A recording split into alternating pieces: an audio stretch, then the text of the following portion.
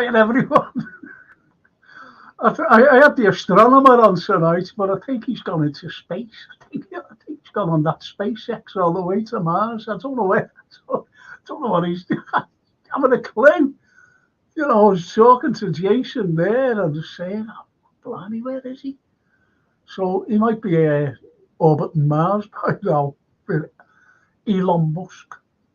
As long as Anthony Brown is not going around the planet with him anyway. I've got oh, geez, I'll just go through some of these wonderful messages here. There's loads of them actually. Oh, this is not football. This is FSG out of my hope shit. This is not football. Blimey. Chris, it's all up to us if we want them gone. We are the club anyway. Tonight isn't about footy, lad. Thank you. Thank you, Chris. It isn't. It's all about this. I've got a great story to tell you. I really have. It's a fantastic story. I cut myself, I don't know what I was making myself a cup of tea, and all of a sudden, bang, and it's there. Right there, see there, the edge of my cup. And it's in that, bleed spurted out. Thought it was that. That's a cancel the show. I've got a great story tonight. I really have. It's all about this. It's all about the Victoria Cross, and it's about two lads. It's good. It's really good. It really is. It's really good. And we've got a great clip as well to show you. I actually picked them, me. I said to Jason, I said, can you do these? I was looking through, and I said, at 9 o'clock, the clips are at 9. So, have a look at them. I think you like them. I really do. Okay. Will P. Good evening, all. Good evening, Will. Oh, that's great. Thank you, Will, for popping in. Will and I are mates. We look at the same website. Well, not a website, it's a stream. And it's one of the most outback places you've ever seen in your life. It's called Nuuk Airport. And it's in the tundra, in Greenland. It's in the tundra. Some extreme weather there. And they take off. The planes take off. But they're not jets. They're turboprops. And they just take off.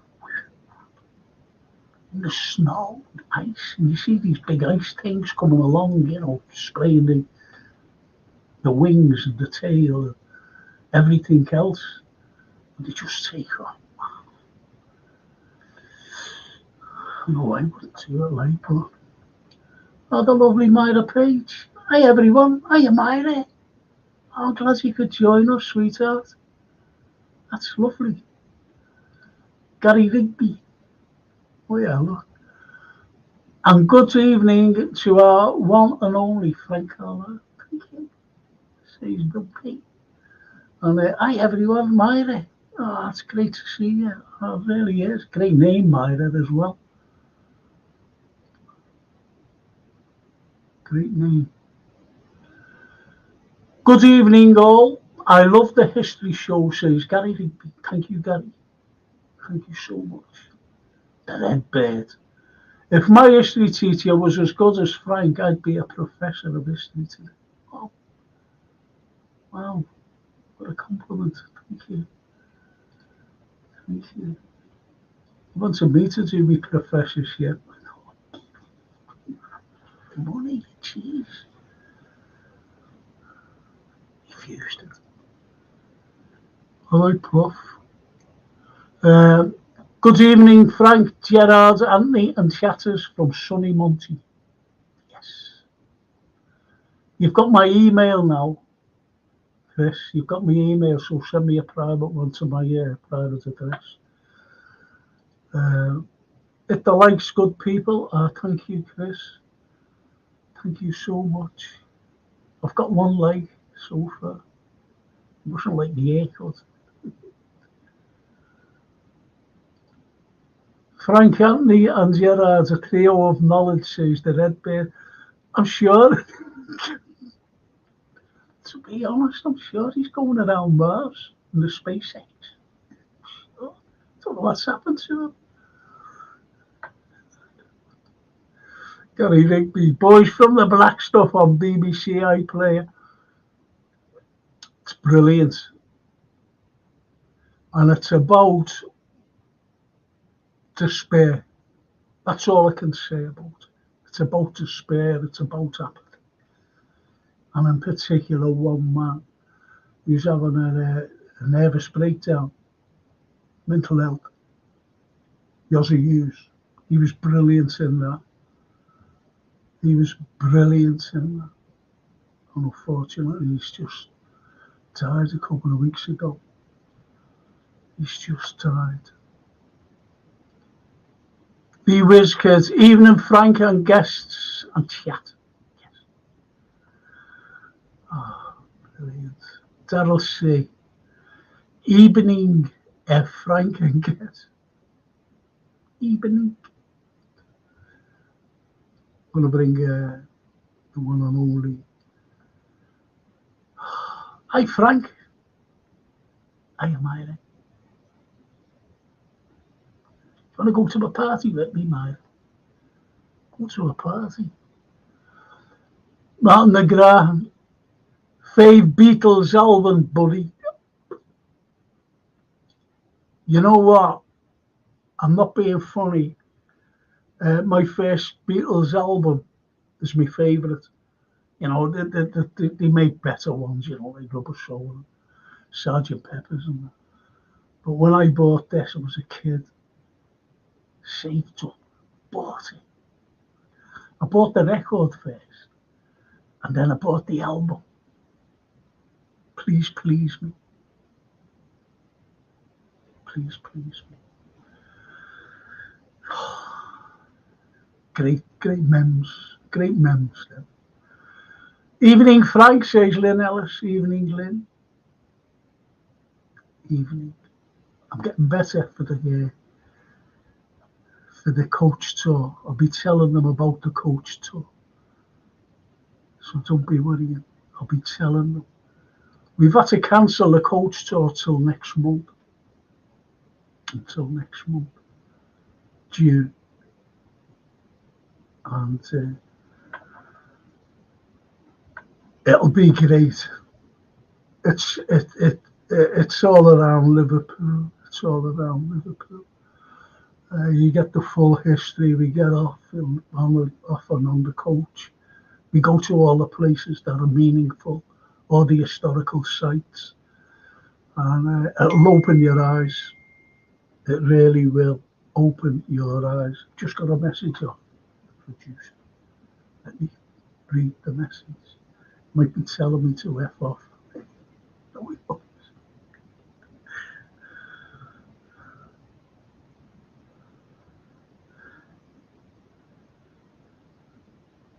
Oh, he's just shown me it's Lynn's birthday today. Lynn Ellis.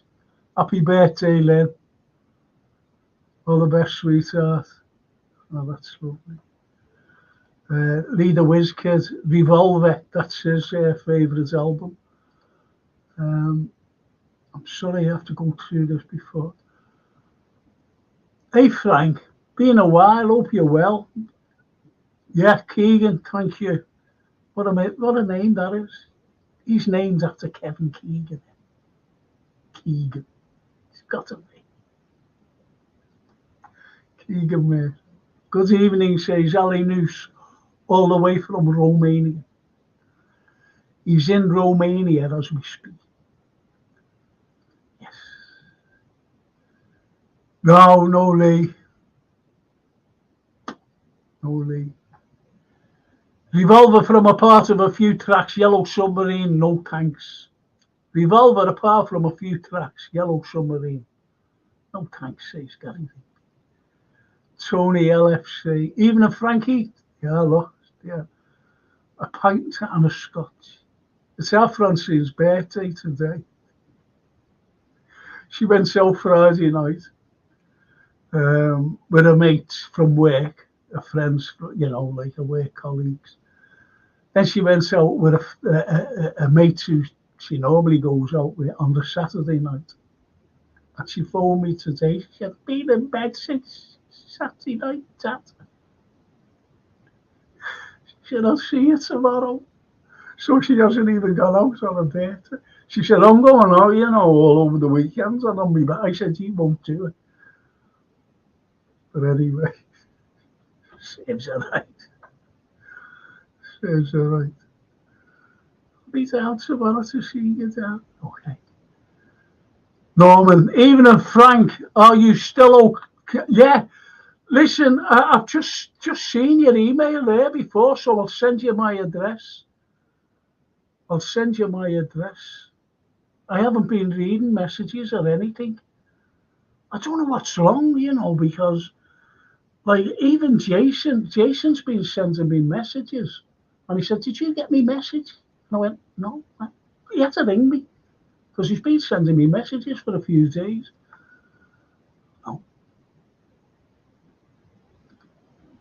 So if anyone's been sending me messages, I haven't been getting them. Norman, Rubber Soul, yeah. Yeah. I love Follow the Sun by the Beatles. Follow the Sun. I'm going to bring Ian Mac. Let's just see this. Ian Mac. Evening all. Hope you have had a good weekend. Yeah. And Norman, Boss T-shirt, that like. There's a little pun there, wasn't there? Like, can't kid me, you know, Norman.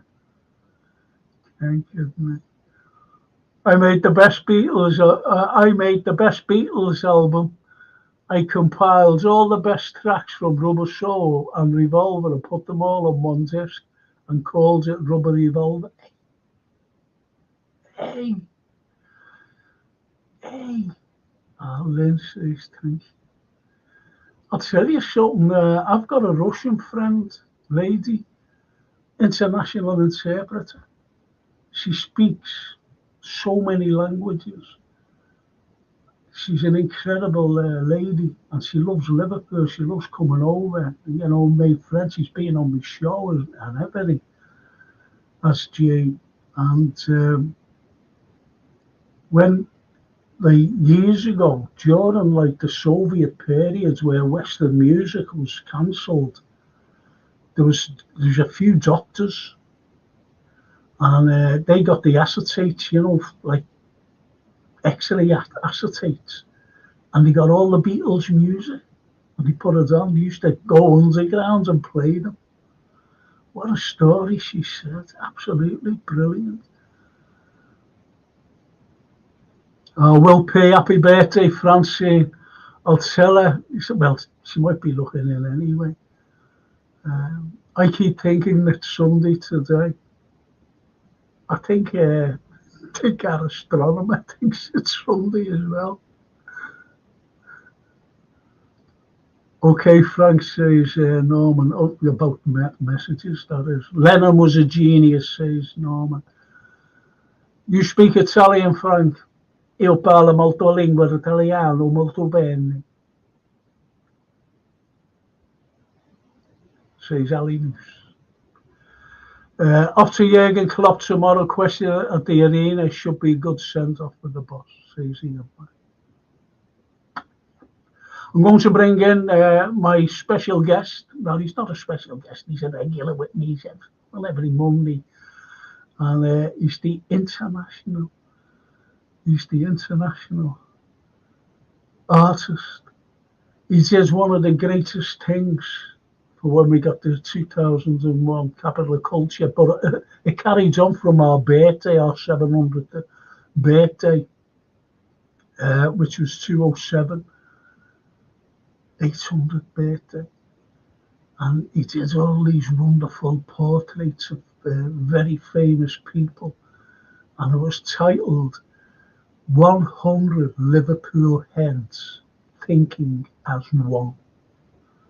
Think about that title. 100 Liverpool Heads Thinking as One. That's one of the finest titles I've seen in anything, because it's collective.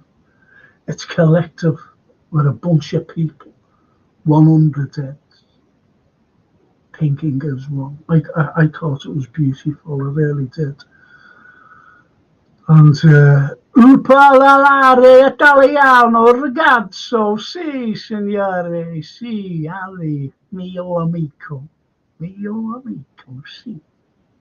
I'm going to bring him in. Oh, they are, look. Them portraits are amazing, Anthony, says Ian Mack. And there he is, the man himself. Are you Anthony? Good evening, Frank. Thank you for that mega introduction and that wonderful Italian lesson. I thought you were going to sing that. I thought you were going to break into Oh, sole mio. Yeah, you know, that's... I tell you who sings great in Italian. And you know what? This fella couldn't speak English until he was 8 years of age. And do you know who that was? Dean Martin. Wow. He couldn't speak English because they were immigrants. Yeah. He got over there and he couldn't speak a word of English until he was 8 years of age. And singing, fantastic. Yeah. You know, in Italian. Absolutely. There was a little bit of rivalry, wasn't it, between Sinatra and Dino? Because Dino was the real deal, wasn't he? He was 100% Italian, and he could sing it and sound it. And Frankie was a little filtered. Yeah. I love Dean. Go on, I'm sorry. I love Dean Martin. I think he was a naturally witty guy. Yeah. I thought it was great. Yeah. And he was a boxer. Yeah. Done a bit of boxing. He was a hard man. Yeah. And yet he was so gentle. He was so gentle, was Dino Martin. Dino Crocchetti, his name was. Yeah. And he came through Liverpool. The Crocchetti family. Wow. To get to America. That's what I want to do. I'm doing something, as you know, in the summer. We're doing it. And it's going to be great. And it's all about Liverpool. And then I'm going to do something else. And it's about the migrants who came through Liverpool. Yeah. And when you think who came through Liverpool, you know, you're talking president. I'm talking about families, you know, coming through Liverpool to get to the USA. Yeah. And some of them are absolutely amazing presidents. Yeah. They want to be presidents. Great actors. Great singers. Great everything. Great everything. And it was unbelievable. Yeah. So yeah. Have you heard of Nikola Tesla? Yes. Now, Tesla, you know, one of the greatest of all, his mind was incredible. And he made electricity, these big things, you know, these big towers. And he had electricity. And he said, I want to give the world electricity. They won't have to depend on anything. And it was the likes of Edison and those people, a big group of them, who went, whoa, hang on a minute. There's no way you're giving that free. Yeah. And all the bankers, Morgan, those horrible people, they said, no way. And he died penniless to Tesla. But he came through Liverpool. So it's people like that. Yeah. It's people like that who came through Liverpool. Unbelievable people. Butch Cassidy and the Sundance Kid, right? And it was Butch Cassidy who came through Liverpool, who stayed here with his family. They were Mormons. And they stayed here. and for 6 months, and then sailed on to America, and he became very infamous, wasn't he? Yeah. Butch Cassidy. So I want to do a thing like that. There's loads of them. That'd be And I fantastic. do loads of them. And even people who came into Liverpool as well, Anthony. Say like you did a big, massive portrait. I'm not saying do it like, but I'm just saying if you put a big one. Yeah. When you go into the Walker Gallery. Yeah. And you go up the stairs, and on the right hand side, because I used to bunk off school, and I used to sneak up the stairs, and I used to lean over the balcony like that, looking at the big picture of Samson and Delilah. That was my favourite picture. I loved Delilah, if you know what I mean. Just like Well, I did similar things, Frank, and it's not like sagging off school because you educate yourself. I did the same thing with the Walker because my dad used to talk about the Walker, and also Frank Hesse's music store. I did the same thing outside there. When I was too small to open the door and go in, I'd just sit, watch all the guitars on the wall, all the people coming in, and it was forever busy. I think that's a great story because when I used to go in, this is what I was going. Well, I was in there one day. I sagged off school. I really did, sagged off. Now I didn't know, right? So I'm standing there like a little loony, and the next big smack across my ear, and it was our teacher. So what are you doing? I seen the class. He brought the class along. Didn't even know. I said, I'm with you. He said, you weren't in the smell top the register, you weren't in, done all this to me face. Got collared. Anyway, what I was going to say was, if you had a massive frame like that, right, and you was putting, portraits, little heads of these people on that who came to Liverpool, phenomenal. Yeah. What I mean is, like, how can I say this? Say the likes of say like Ken Dodd. We all know Ken Dodd. Yeah, everybody knows Ken Dodd, right? So you'll be seeing Ken Dodd everywhere, all over. You'll see obscure, ambiguous portraits, but when you have underneath what family they came from, wow, it'll be a wow. It would. Al Jolson. To Liverpool. People like that. Al Jolson. Al Jolson came through. Rex Harrison was here. The Scouts. Yeah. You think about it. You just mentioned Al Jolson. Yeah. And his family came through from Odessa because the Jews were expelled by the Russians. By the Russians, they expelled them. So they went to Odessa. And, if anyone's thinking Odessa belongs to, it doesn't, it's Russian. So they went to Odessa to get ships. And anyway, they got ships and they came to Liverpool. And Al Jolson, the family, there was a 6-month waiting list. So the family had to wait for 6 months to get a ship. Now, this little kid couldn't speak English. Obviously, it's just a little Russian kid speaking Russian.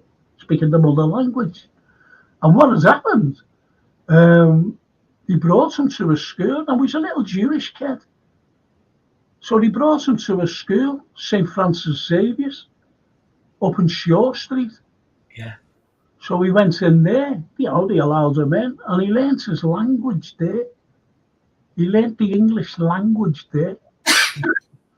So when he became the first person. It's just like Yuri Gagarin, for example, being the first man in space. Yeah. And Neil Armstrong, the first man to land on the moon. So it's in that capacity there.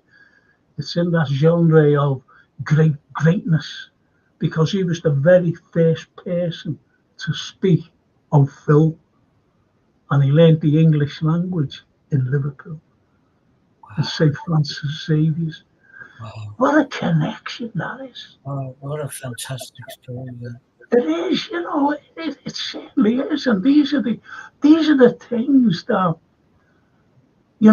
people don't realise. No. They just don't realise, the happenings of anything, of what's happened here in Liverpool. I'm talking about migrants, by the way. Yeah. I'm talking about migrants. And do you know what else got transported? Al Capone's limousine, bulletproof, bomb-proof, and everything. Wow. It's incredible, isn't it? Al Capone. Alfonso Capone. That's his name. God. It's just unbelievable, isn't it? So I'd love to do something on that, Yeah. The migrants that came through. Yeah. Beautiful. It's like the wonders of migrants and the comparison between Liverpool and New York. We talk about often, but when you consider some of the great Americans, Gershwin, who was a Russian Jew, Absolutely in blue, yeah. oh, and so many, and yeah, for you to tell a story of those that passed through here, and we've always said. You coined the phrase, and I often use it. Liverpool's the gateway to the world. Yeah. You come here. It was the Ellis Islands of Europe. Yeah. Liverpool was the Ellis Islands of Europe. Yes. And I get quoted as saying it.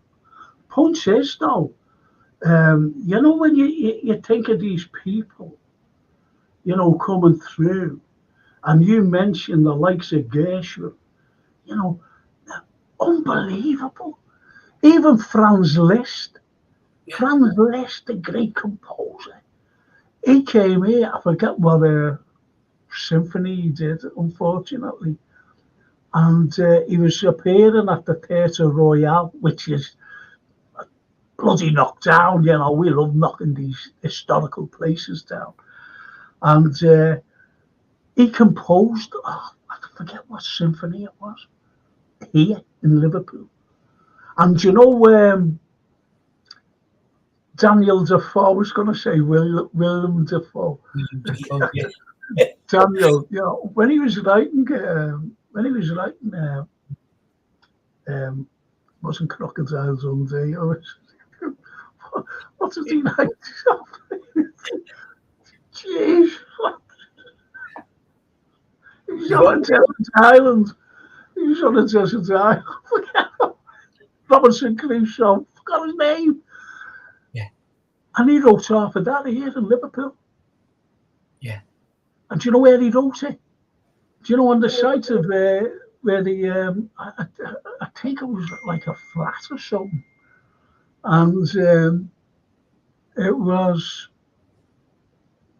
where the slaughterhouse is, and he wrote half of Robinson Crusoe there. Fenwick Street. Yeah, Fenwick Street. Yeah. It's incredible. Wow. So it's things like that. Half a symphony. Yeah. Even Charles Dickens. I mentioned the Theatre Royal. Yeah. Charles Dickens, believe it or not, was an amateur actor, and he appeared at the Theatre Royal. Yeah. You know where the Liverpool shop is in Williamson Square? It was there. That's where it was. Beautiful. Absolutely beautiful. It's incredible. Yeah. Incredible. What the city gave. What people, even we had a fellow named Nathaniel Hawthorne. He was an American consul here in Liverpool, and Nathaniel Hawthorne wrote one of the most famous books in America, that is American literature, called the scarlet letter. The scarlet letter. And it was an A. It was a letter A. Scarlet. Right? Think about the colour. Now, this girl who has an affair outside her marriage, you're going back to the Puritan times. She had to walk around with her clothes on, obviously, clothes, but on her dress. And on her, she wore a little petticoat, them little coats. Big letter A, scarlet woman. Absolutely brilliant. I'm just getting another message off there.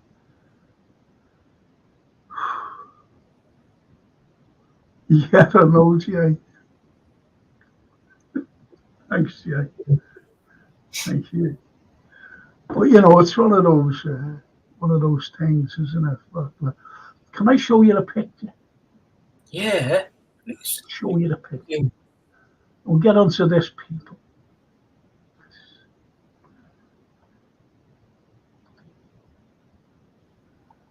Now that, ladies and gentlemen, is the White Mansion House up in Calderstones Park. And about, not even 10 years ago, less than 10 years ago, they wanted to pull that down. They wanted to pull that down. I'll give you the history behind that. I'm just going to take a slurp of my tea, if you don't mind, please.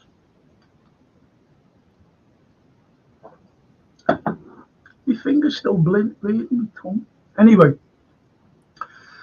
that particular building that they wanted to knock down, people don't have a clue. Honestly. And I'm talking about city planners, councillors, or whatever. They haven't a clue what they pulled down, how significant it is, and whatever. And that's so significant for the history of Liverpool. I'll tell you for what. That was the ancestral home. That was the ancestral home of the only British Prime Minister, Percival, right? His name was Percival, the Prime Minister Percival, to be assassinated on the 11th of May, 1812. The only British Prime Minister ever to be assassinated. And that was his ancestral home. And they wanted to pull it down. It's shocking. Yeah. Pull that down to build houses or whatever they were going to build. But it was like for profit. For profit, pulling that down. Beautiful home, ancestral home. And it's like, look, Gary, he says Calderstones Park. Yeah, Calderstones and Calderstones. And I said to Jason, I was talking to Jason before, and I said, what did you do, Jay? Today, because it's his day off, Jason's always busy. And he said, I went up to Calderstones Park and took his little grandson Noah up there. I said, do you know what? I wish you would have took a picture of, the White Mansion House. He said, I did. I said, can you put it up? And there it is. You know what? Isn't that brilliant? It is brilliant. And Jason's part telepathic. You know what I mean? He's there. He's right on it. Everything. He's well onto it, to be honest. He really is, because I've got some pictures which I'll be doing after the break, and I think it's a great story. As I said, it's a great story. So we'll do it after the clips that will be shown. So, what's one of your favourite pieces of history? Have you got anything, Anthony? Favourite Beatles album, Frank? No, I'm just saying. All right, yeah. What's your favourite Beatles album? No, sorry, man. I missed you. I saw the questions before with you Yeah. and the guys, but I missed what you'd said No, then. it's okay. Well, name your favourite Beatles album if you've got one. Probably all of them. All of them. I learned the way I was going in life through all of them. I take your point that the first one is great. There's so many stories attached to that first one that it was recorded in like 6 hours. You know, with a tea break in the middle, the BBC strict, and so I love those stories. And that was basically their live set. So I never got to see the Beatles play, but it feels like we did through listening to that. Yeah, no. I think that's great. Mine, Go on, mine, I'm sorry. mine comes a bit later than that. I loved Rubber Soul Revolver, Sergeant Pepper, but that wasn't my favourite album. My favourite album probably was the White Album because it was showing them in their different suits of talents, and sad in some respects because it's kind of um, them falling apart a little bit, but also rejoiceful because that was the direction they were all going. They were all individual talents, and I think that what made them super fantastic was the joining of four individual people. And that happens in history, and you know many stories about um, one person is great at that, another person at that. But when you bring these people together, you have William Morris and the arts and crafts movement. You have all of the magnificent things that happen for us all to enjoy. Yeah. Well, as Lynn Ellis said, you know, they have no respect for history. Unfortunately, money talks, says Lynn. Absolutely. Well, you said And then, before profit. That's the type for profit. Yeah. they knocked down Commutation Row. Yeah. Commutation Row, they knocked down. And I said, you can't knock that down. Why? I said, because I said, right in the middle of, I said, Commutation Row, by the way, is the only Commutation Row in the whole of the country that was exempt from window tax. I said, do you know that? No, didn't know that. No. I said, did you know that right in the mix, smack bang in the middle of it, we had the very first blind school in the entire world? I said, right smack bang in the middle of it, the row of buildings. Sir Edwin Rushton's blind school. Yeah. I said, and you're not going to tell? You want to knock it down? He went and knocked it down anyway. And this is what it's all about, profit. Instead of leaving certain things,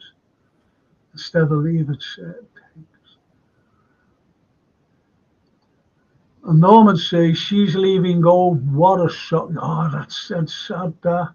Beautiful. Oh, what a sad song that is. Now that's almost classical. It is. Yeah. And Chris Dix says, for me, it's Hard Day's Night because I was 16 on my first ever album with my first wage packet. But that Sgt. Pepper's because it changed a lot of things about the way music was presented worldwide. Yeah. Absolutely. Yeah, absolutely. Ian Mack. I still can't believe the array of stunning buildings and landmarks that Liverpool has, from the waterfront, docks to the city centre to St George's Hall. We are blessed. Thank you, Ian. Yes. Yeah. Yes. Bill P. Hang on a minute. Let's just see what answer is. Bernard Ingram. was another one pulling the city down. Just, oh, he hated us.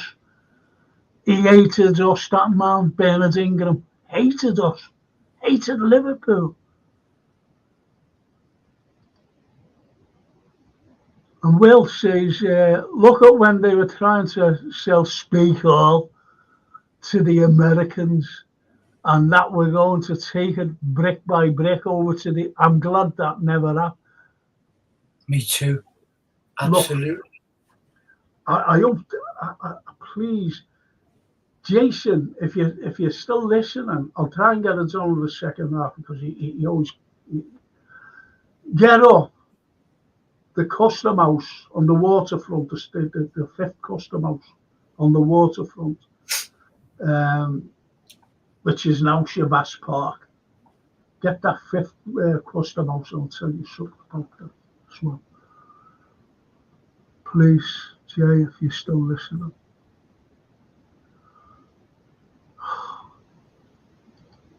They wanted to take Crocky Hall as well. Yeah. Say, love Jason, you know. It's great. Now, there's the overhead railway. There's the Albert Dock, you know. Well, that is the Albert Dock there, right facing. And there's the Custom House. Huge. Built in 1828. Huge. And it's the same coloured stone as the, imagine that there now, the same coloured stone as St. George's Hall.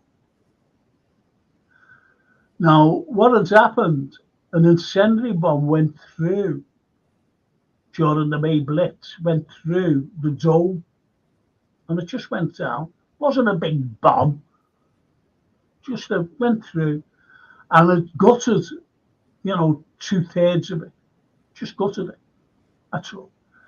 And they decided to knock it down, and preservationists were saying, don't knock that down, it's easily saved. It's easily saved. Oh, no, we're knocking it down. This is after the war. This is after the war. Now, when you're looking there at a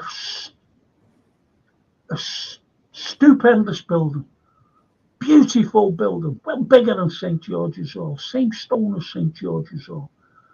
And in all told, it had 32 columns, Corinthian columns.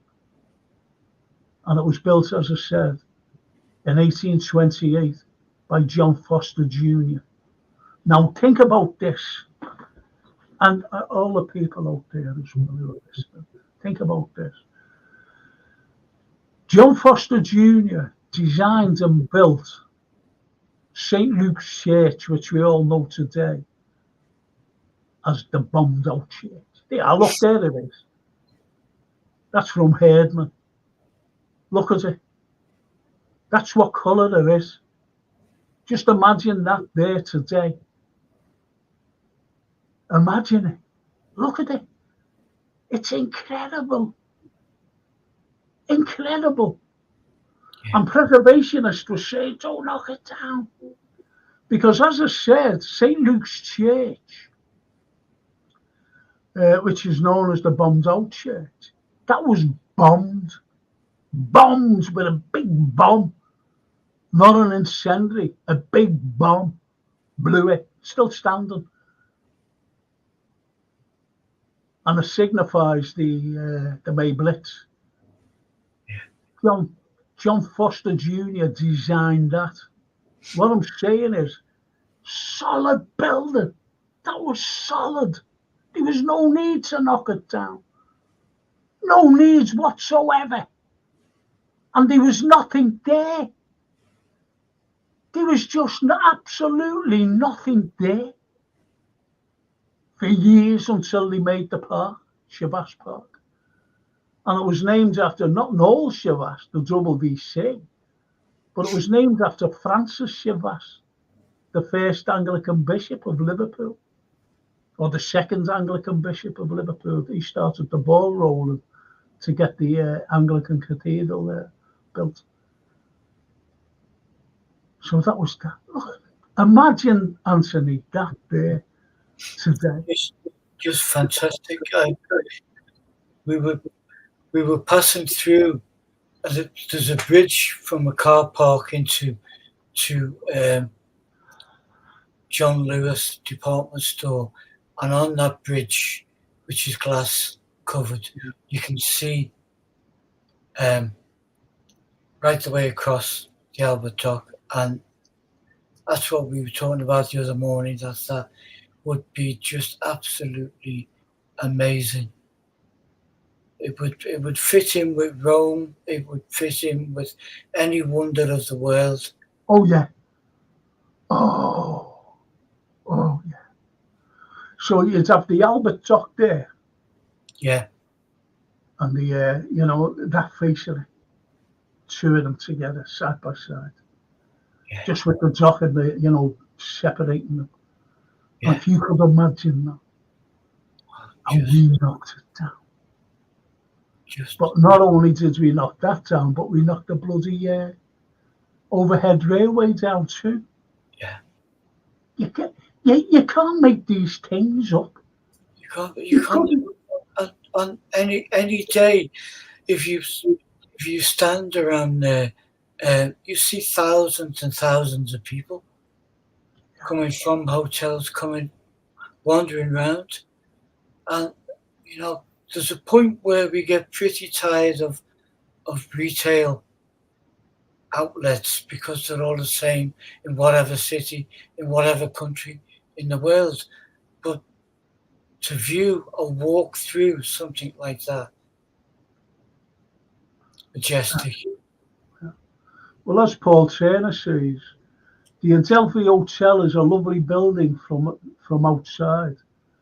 It's a shame it has a bad reputation today, especially with the famous people who have stayed there. It was the hotel to stay back in the day. Yes, it was. It was built by a fellow by the name of Frank Atkinson. And as that was being built, the Titanic went down. And he decided his cousin was on it, who perished. So what he decided to do, he decided the Sefton Suite, it's called the Sefton Suite, is an exact replica of the smoking room.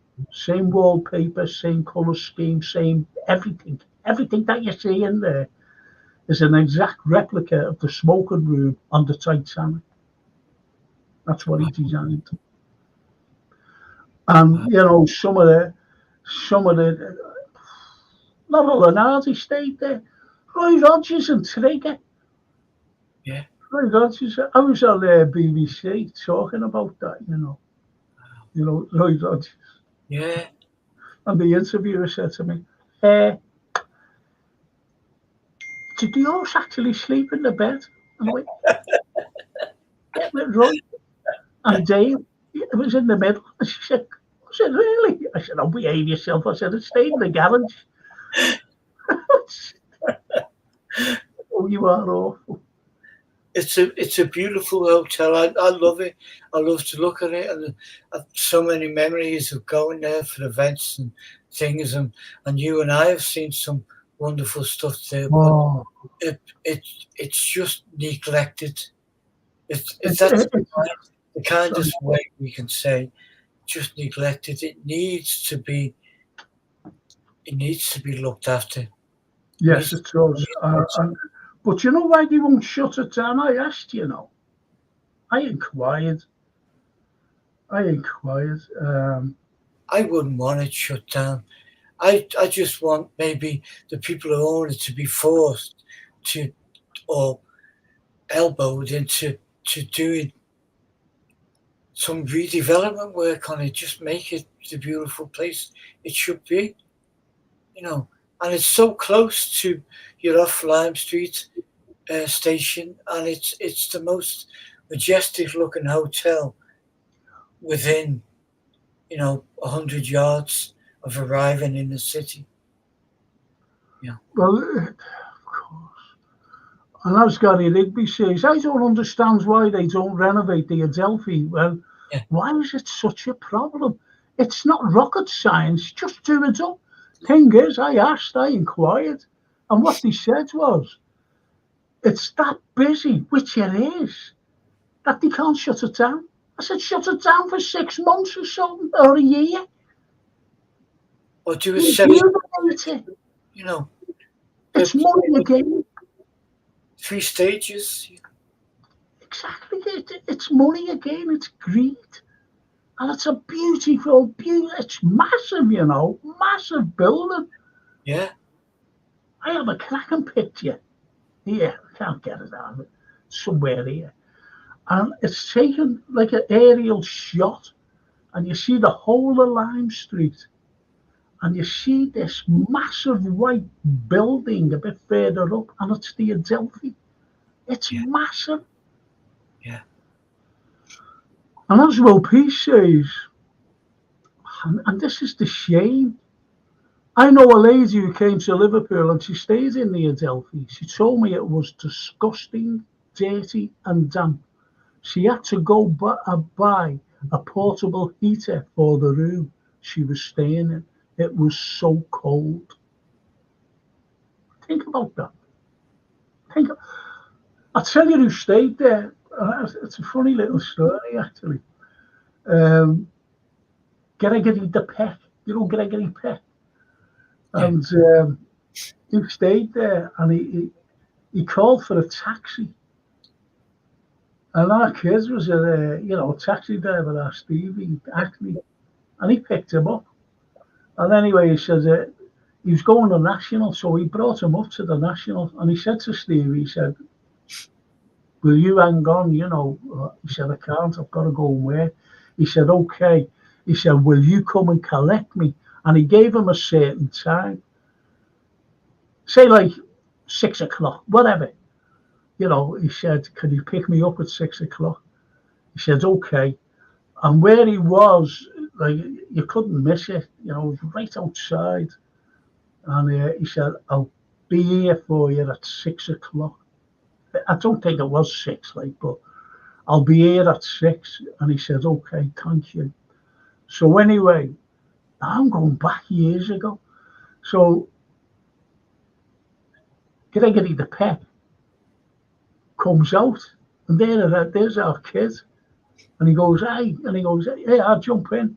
So he jumps in the cab, and he brings him back to Adelphi. And he said, what's the fare? He told him the fare. And he went, yeah, and that's for you.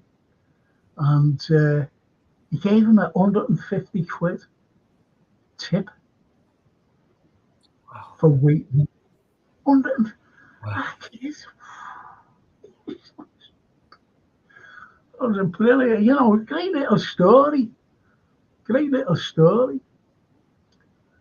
And as Martin McGrath says, the Adelphi is a relic.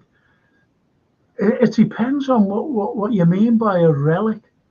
Look, the Adelphi is it's Greek.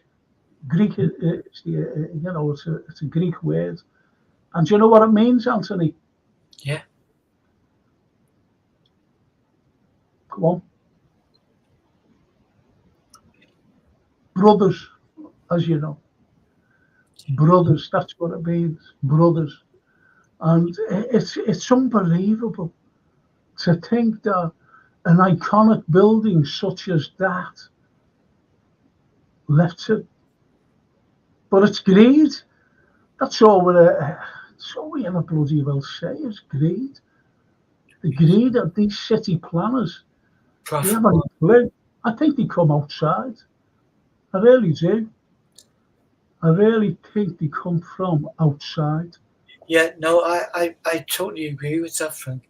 And again, we laughed about it the other week when you came up with a remarkable story about the American chap who's housing deep frozen bodies of aliens.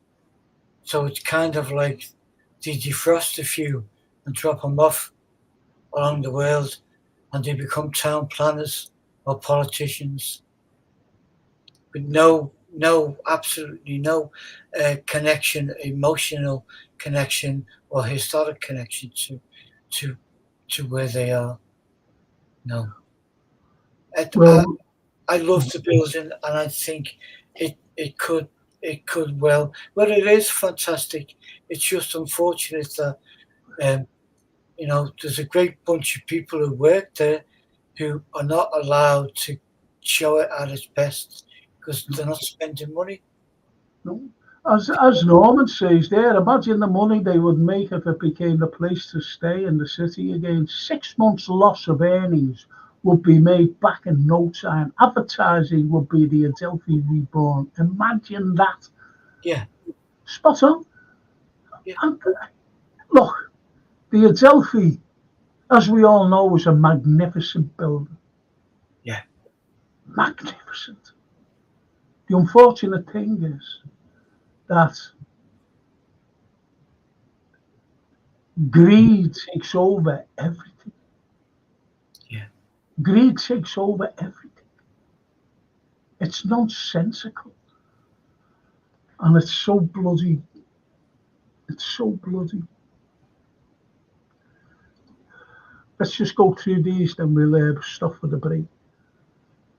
Ian Max says, look at the Western Hotel opposite St. George's Hall, famous historic building bought by Radisson, and they spent money to restore it into a brilliant hotel. That's what the Adelphi needs. Yes. Yeah. Yes. Totally agree. Will P. The Adelphi is such a beautiful building. Yes.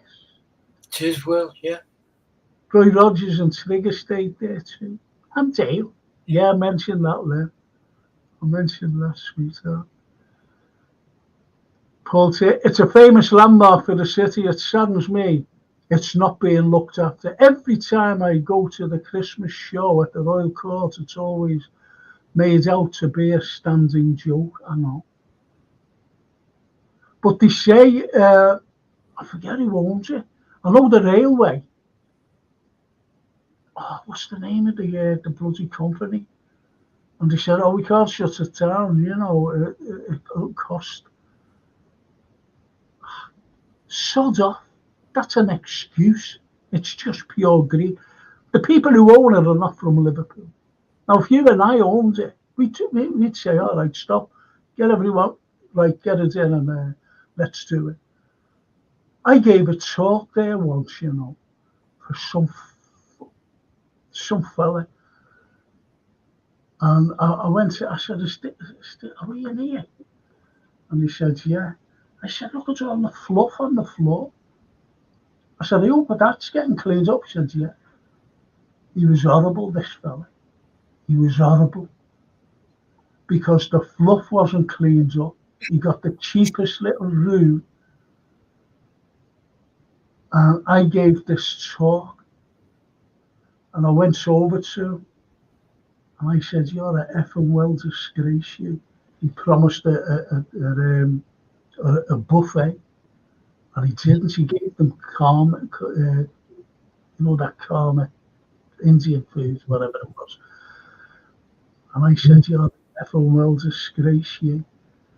I said, you could have destroyed my reputation there. I said, people think it's me, because this woman came up and said, what was that? I don't like this karma stuff. You promised. I said, I never promised. I said, I'm just giving the talk for this dope. Fuming.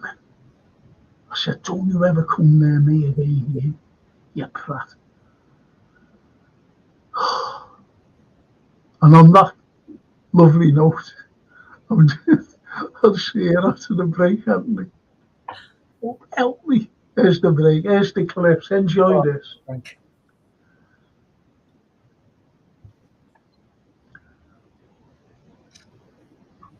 And I'm actually doing a great story after the break. Great story. Brilliant. They're all great stories. Let's hope the clips are all right. I wonder where Jason's gone. Jason might have gone for our astronomy around here. There it is.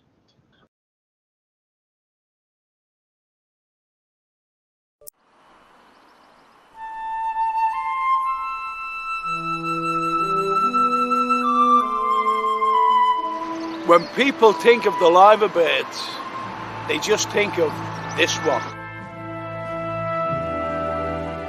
There are 2 on the Liver buildings, but in fact there are 4 that overlook the city. And here's the 3rd one. And it's on the Mersey Chambers, built by Olds and Grayson in the 1880s of the Harrison line. If you're wondering where the 4th one is, come back and see me later. Also on the site is the weather vane of the tobacco ship, the Donnelly, that sank with all hands lost. And to immortalise the ship and honour the crew, the owner had the vane specially made and got permission of St Nicholas's to put it on top of the steeple. After all, it is the Sailors' Church. There's an old saying in Liverpool that concerns the Donnelly. If you're going to borrow money, someone will say you won't get that back until the Donnelly docks, meaning you'll never get it back because the Donnelly will never ever break the game in Liverpool. With all the regeneration going on in Liverpool and the skyscrapers going up, believe it or not, St Nicholas's was the highest, tallest building on the waterfront, but not anymore, unfortunately. However, it has got a fantastic history.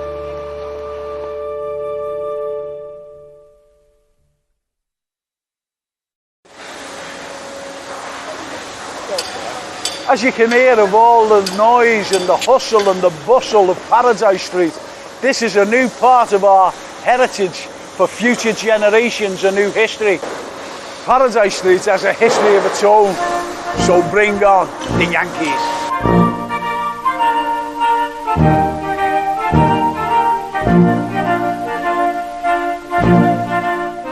What we're actually looking at here in Paradise Street, the corner, is the American Eagle.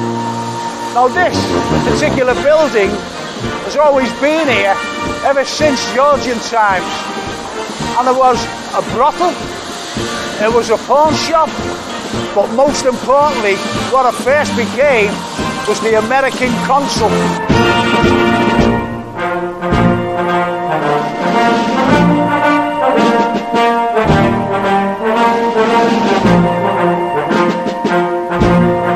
James Morley came over in 1798 as the American ambassador.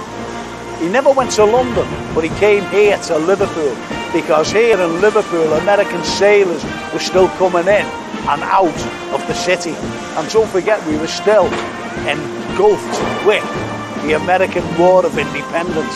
So Morley was actually looking after the sailors' well-being while being here in Liverpool. And this is the building where the American consul was. So what's to become of the Eagle? It's been here for generations and generations. Sadly, it may come under the builder's hammer.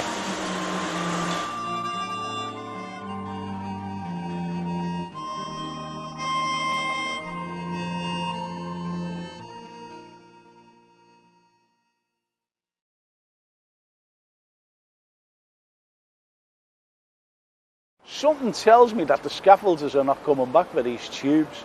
Mind you, they have been up there since May 1945. In other words, since VE Day. The reason why the scaffolding was put up there in the first place was simple. Thousands upon thousands of people were celebrating the end of the war in Europe. The council decided to strengthen the base just in case people were overjoyed and started to climb the column itself.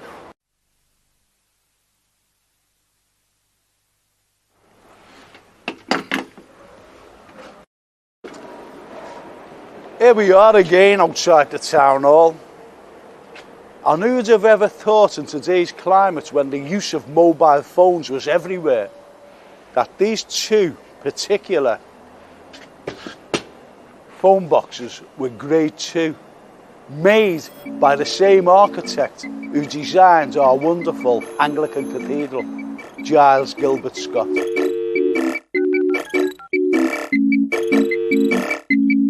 Here's two of his designs of the telephone boxes. He made three. The other one is in his Anglican cathedral. We're on our way to another spectacular Liverpool Unnoticed. But just before we go, look at this. Look at these holes here. These were made by the German Luftwaffe during the 1941 May Blitz.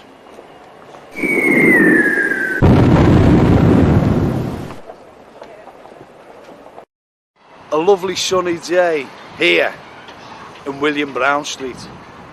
Could easily be in Rome with all the neoclassical buildings. But behind me is one of the most important ladies in the whole of the country. And don't forget that the Romans give the country our name, Britannia. And the statue of Britannia is right here on the World Museum.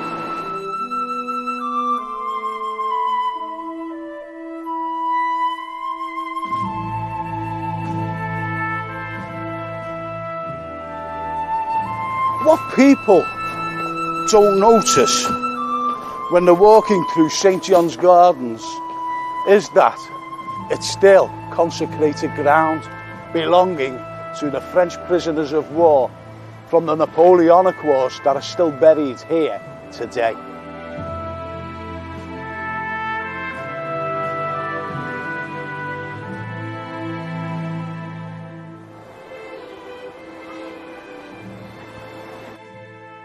The children playing on this wonderful sunny day, and they think that it's just an ordinary nice park to play in, but beneath their feet is incredible history.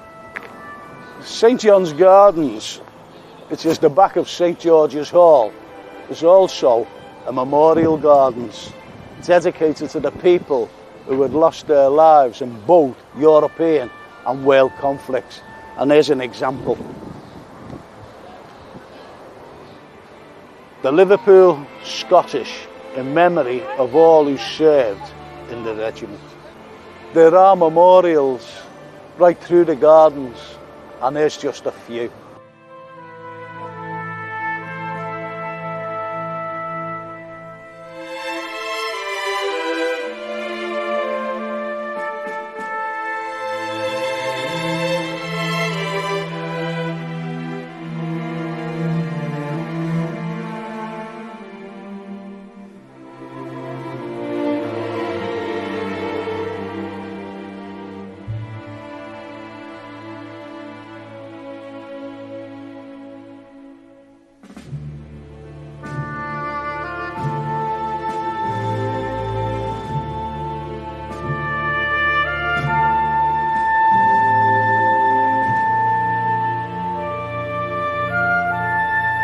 It's such a wonderful sight to see such a spectrum of life in a place that was once reserved for death.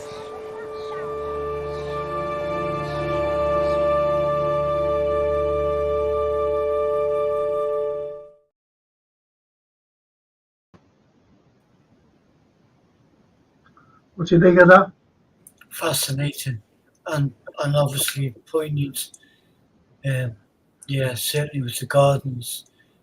Do you know what? Like, people go in there, you know, you've seen those people, you know, in the background.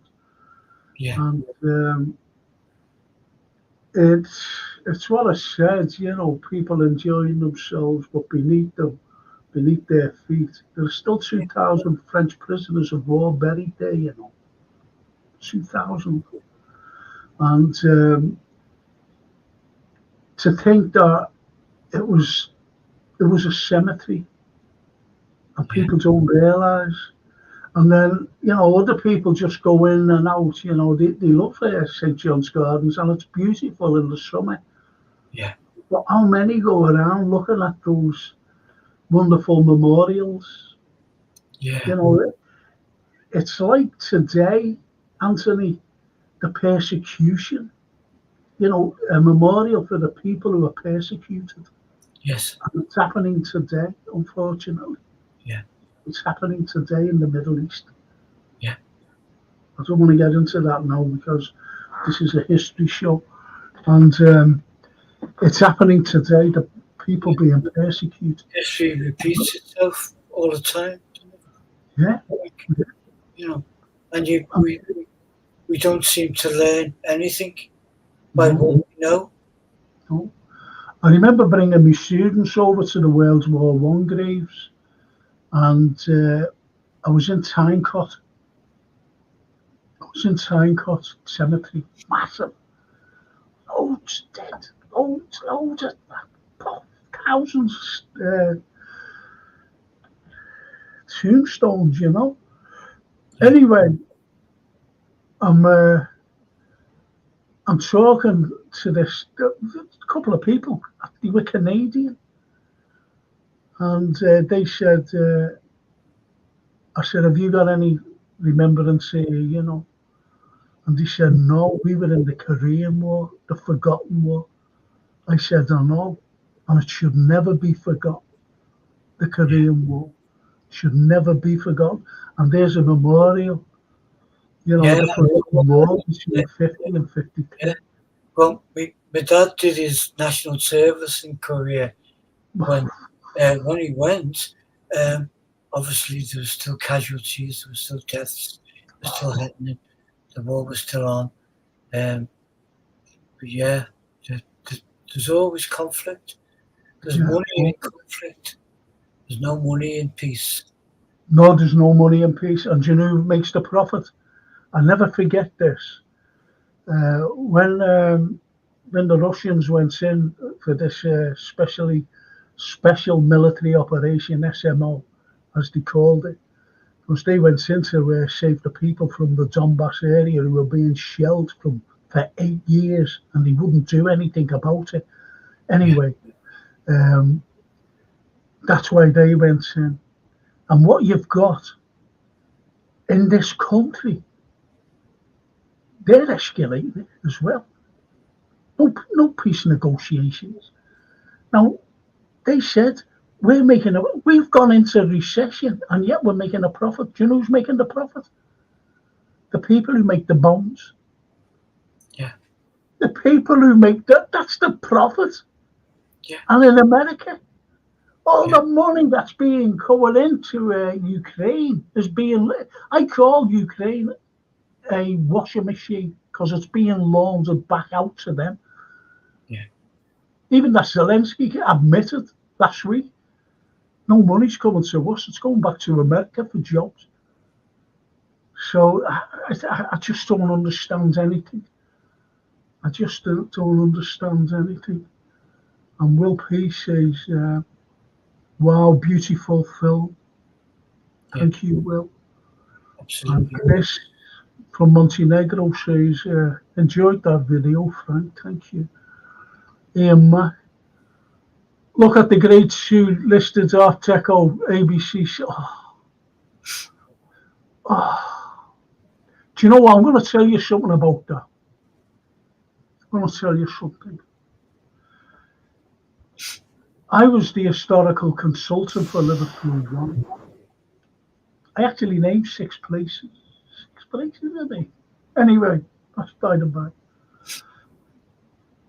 And Jamie Carragher wanted to open it up as a restaurant, a casino, and a hotel.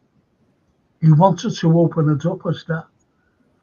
And I'll never forget it. I had to go down every bloody week to Victoria Street to these capital culture people who were from Manchester. And I had to give them the history of Liverpool because they never had a clue. Every week I went down. Anyway, and you knew that Boxall fella, didn't you? Anthony Boxall. Forget his first name. But his name was Boxall, and he was one of them. And I said, am I getting paid for this? I said, I'm coming down here twice a week. And he went, yeah. Never ever got paid off Capital Culture. They still owe me. They still owe me a great deal of money. Anyway, I said to them, I said, you know, why don't you do something more powerful than what you're giving us? I said to that Mike Story, I said, why didn't you pick us to do it? Why didn't you pick the people of Liverpool? I said, that was great, the Capital Culture. I said, oh, great, yeah. But it could have been greater if the people of Liverpool. Do you know what I wanted to do? I wanted to do this. I wanted to get down to Brunswick Dock and the Brunswick Dock, the pier head, the castle, and Lime Street Station. I'll tell you for why. I'll give you the Lime Street Station. The Lion, the oldest steam engine in the world, get that back from Manchester. They had it. They had it. I said, get it back. Put it in Lime Street. Yeah. And have people in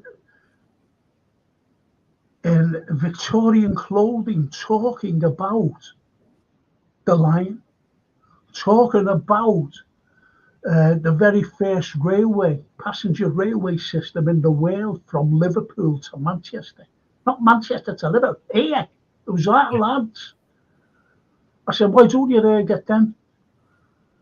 And then down by the castle, have a hologram of the castle and have students from the drama departments of the 3 universities talking about the castle, why it was built, who went there, who lived there, why it was so significant for the city of Liverpool. And we knocked that down as well. Yeah. I said, you know, have a hologram. Get down to Brunswick Dock and have the lads dressed in 18th century clothing. Talk about the slave trade. Talk about the exploration of people. Talk about the likes of Daniel Brocklebank, who came over in 1774 to open up a whaling dock, and whales actually getting captured and brought down the Mersey. No one knows about that. I said, tell them about this. And I went, and down at the pier head, what you could have is fellas dressed in World War I uniforms on one side and World War II uniforms on the other, where they were mobilised here to get over to France in World War I. And then World War II, have them here, you know, the Americans who came over and made Liverpool the base. I said, why don't you talk about that? Get them all dressed up. And they went, good idea, but it'll be too much of a hassle. I said, oh. You can imagine what I said, you know. Yeah, I probably in Italian, but I can imagine it in Scouse as well, yeah. Because we're all saying the same thing now. I know I am. I know the guys out there are.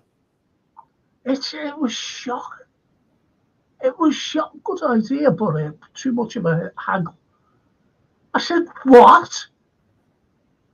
A hologram of the castle? And people dressed up in medieval dress, students talking about the castle. You know, this thing behind me. Yeah, absolutely. I just couldn't make them out. I couldn't make them out. I'll just read these and I'll go on about this story I want to tell, which is very, very important. Norman says, my grand was in Burma, World War II. He passed away in 81. The morning we beat Real Madrid in Paris. God blimey, that's a juxtaposition of a memory. You know, your granddad dying He must have been with Wingate's Chindits in Burma. Wingate's Chindits in, I forget a general's name, some American. And he was looking at his lads. And what he's seen down, like, it was like a valley. It was like going down, jungle, going down. And what he's seen through this, forget the general's name, but he wasn't a general, colonel or someone. And these soldiers were complaining, these Americans saying, we can't get down there. It's shocking, there's everything there beneath our feet. And what he seen was British soldiers going down, and it was very muddy, and they were going down, and two of them, there was two twos, so that was 6.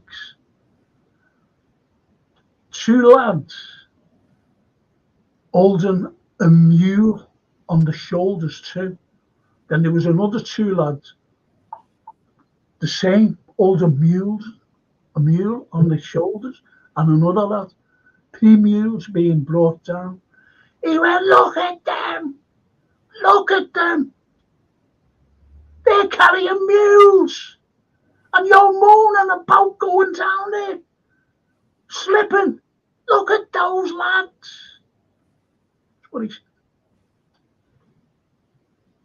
That's the British spirit. I want to talk about another British spirit. I want to talk about it. But just before I do, even if Frank and Anthony drink these, yeah, Anthony. We'll give it a best. Thank you. And Gary says, what's happening to the Irish Centre on Mount Pleasant? Such a shit. Yeah. That was built in 1816 by a fellow named Atkins, and it was to commemorate the year previous of the Duke of Wellington's victory over the great Bonaparte Napoleon. And look at it. I graduated 4 times. in there. And it makes me sick, Anthony. It makes me sick. What's happening? And the ceiling through and everything. Horrible. Just horrible. People outside Liverpool own that. They just let it go to waste. Just let it go to waste. It really sickens me. It really does. And if anyone in Liverpool does own it, shame on you. Shame what you've done to this beautiful, historical, iconic building. I'm going to talk about something now. And what it was, during the Second World War, there was a ship called the Takao. And this ship, the Takao, was a Japanese battleship. And every time the Americans were sailing through these straits, the Takao just went out. The Takao just went out and blew them to smithereens. So they couldn't get to, the Far East. They couldn't, with supplies, with soldiers, with everything. And they were just blowing them out of the water. This massive battleship called the Takao. And what it is this. They said to the British, can you help us? And they went, yeah, we'll help. And they said, I interviewed this man. Wow. And there he is.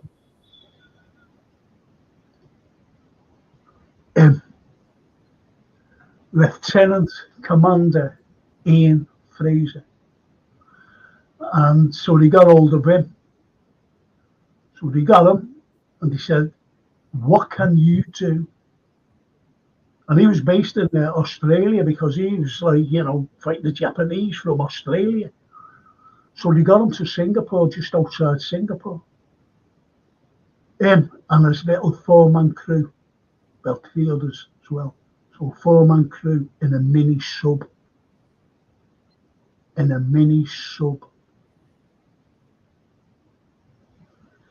they went after the Takao.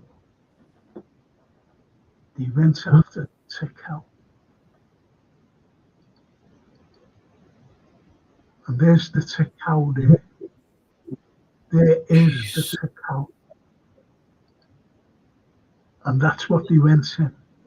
Right? I'll go back to the pictures in a moment. So they went in a little mini sub. And when they went, they had to go through a boom. Big net. They had to go through a big net. And they had to wait until the boom went down. And up periscope, he was looking like that, Fraser. And he seen this patrol boat coming. He said, "I'll down periscope." And then they knew once that went over them, this patrol ship, the boom was down, so they shot in, and he got in. And then they see it on periscope, seeing where the Takao was. He went right under it, like that. And there was another lad by the name of McGuinness. And he said, right, and he was the mine expert, the limpet mines.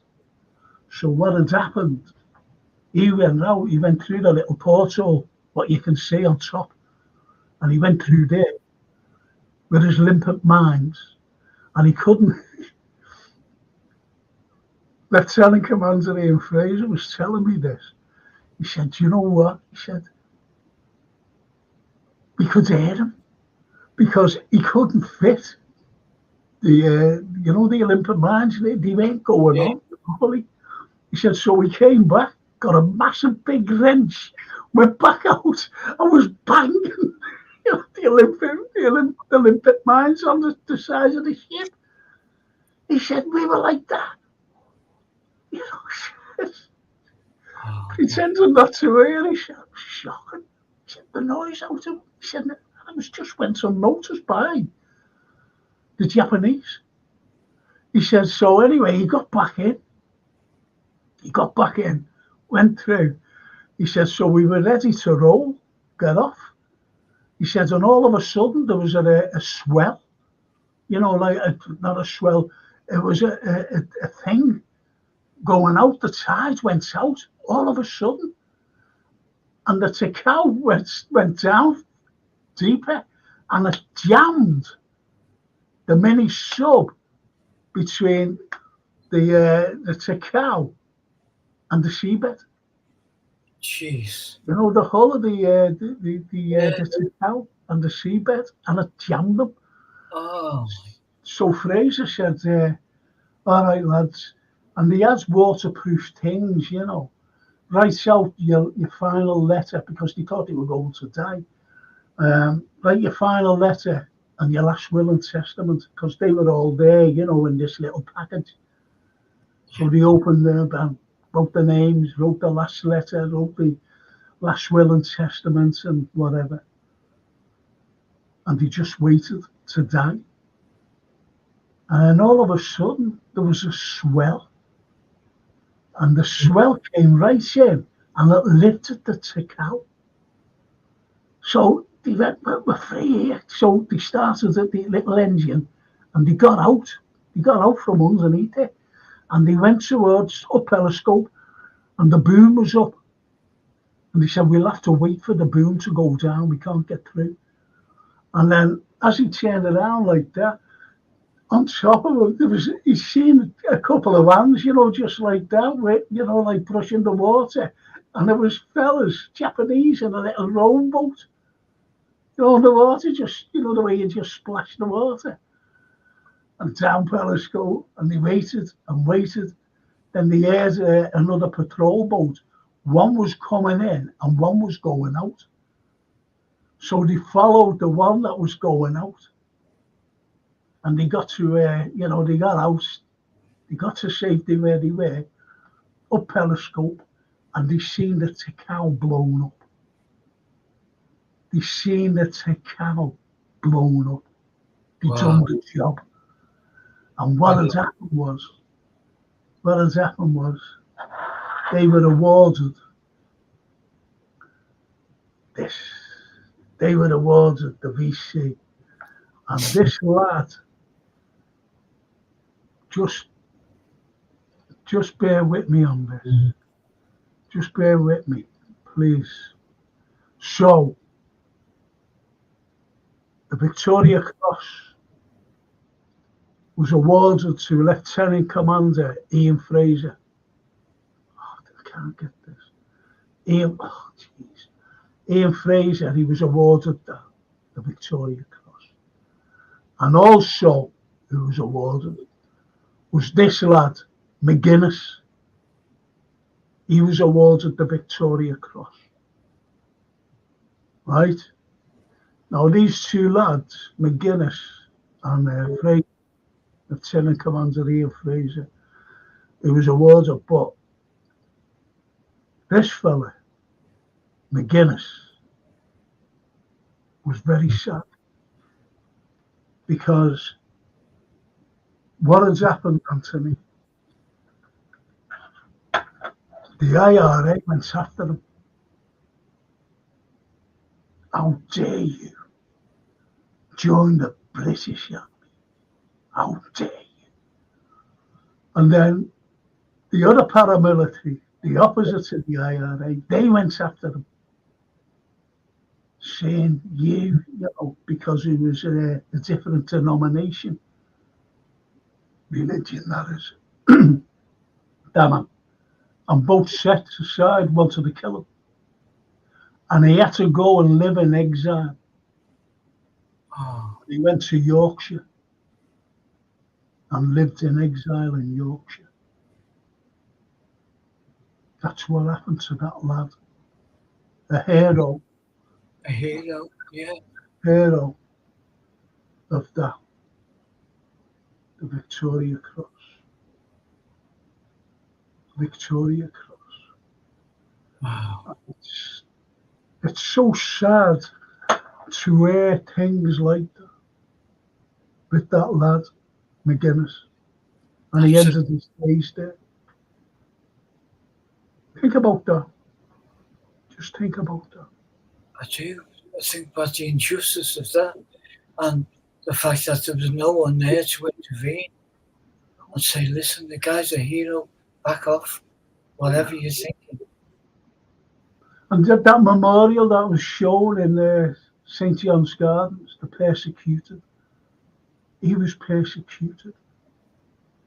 He wanted to take his life simply because one joining the army, the British Army, and the other because he was a Catholic. Just nuts. Absolute nuts. And that's so sad about one of a great British hero. Great, they called him Ginty. His nickname was Ginty. You know Paddy McGinty's goat? Yeah. So they just call him Ginty. McGuinness, Ginty. And on all accounts, he was such a lovely person. Such a lovely person. As was, he told me the story, Lieutenant Commander Ian Fraser. He told me, I met him when I gave a talk about Noel Shavash, you know, the double VC holder, First World War, at the council chambers in the town hall. It was shocking. There was the Ratcliffe family there, you know, William Ratcliffe, VC holder. There was the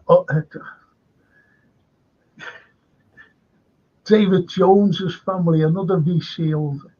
David Jones, Liverpool, see Liverpool lads. Yeah. Then there was the Shavash family.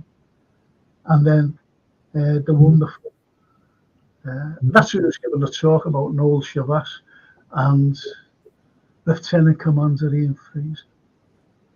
And I was chatting to him afterwards. And he said, that was a very good speech. I said, thanks. He said, very good. He said, and that's where he told me the story. Because I said about the Tikal. Were you aware of any of the story before you met him? I knew about the Tikal, and I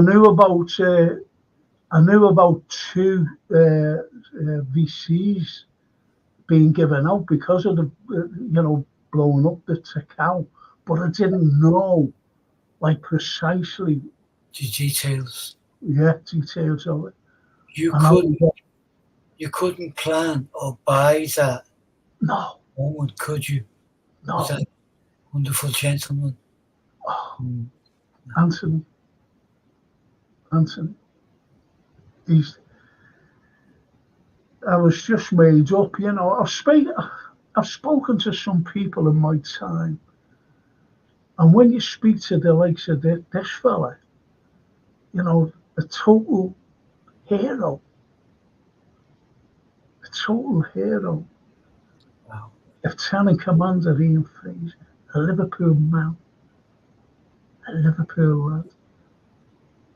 And he went to live over by you, actually. And it's such a sweetheart, Do you ever remember Nikki Mackay from, I don't know whether she's still there, Radio Mary? Absolutely lovely. Bubbly lady. Yeah. That's her dad. No. Yeah, it's her dad. Wow. So when you see her next, tell her I was talking about. Oh, Nikki was there that night. For a while, Nikki and Helen used to be always. Ellen Jones. Yeah. Lovely. Pair of them were lovely. Absolutely. Yeah. That is a wonderful story that Frank gets it. Do you know what? I took Nikki for lunch, Yeah. I said, I said, I'm going for some lunch. Do you want to come? She went, yeah, okay. Like, this is, I've done my stint on Merseyside. So anyway, I took her out and I was showing her things, as you do. Yeah. As you do. I was showing her things. This is through this. And this is why Liverpool 1 was being built. Or part of it, Yeah. And anyway, I was walking up towards Radio Merseyside. So anyway, as we're walking up, I'm talking to her, and she's like, just a little step, and I'm going, look at this, and look at that, and look at that. And the next, Frank was on the floor, flat on the floor. And Nikki was saying, well, what's that up there, Frank? Frank was on the floor, she turned around, she went, where are you? I said, there I am. I flipped over the side, the curbstone. What's that up there? Jeez. What are you like? I said, what are you like leaving me on the deck there? But it was just wonderful to talk to her dad, because she was there that night. I was given the shot, and I can remember. I also commented on the two other families, the Ratcliffe family, William Ratcliffe and his VC, how he got it, and also David Jones's VC and how he won it. He received it, David Jones. No, he didn't. When he was mentioned in dispatches and was told that, he won the VC, he was going to be awarded the VC, it was made up. And he was killed 3 weeks later. He was killed, David Jones. And he went to a school up in Hayward Street in Everton. And you've got a massive, it's a beautiful building. It's a Tudor type building, again by John Foster Jr. built it. And there's a massive plaque, and it has about David Jones, VC. I don't know whether it's still there or not. I don't know what's happening to the building. What is JK? Have a good one tomorrow, bro. Oh, I'm not smashing. JK. Really? Really? Will P. Frank. What are you like? Falling over you, mate. Yes. Yeah. Falling over. Will. Falling over. Oh, not lovely. It's not lovely. But anyway, and they're the things. That's the history of Liverpool. And this is what I want to do. I want to bring in a few VCs as well. You know what I'm talking about.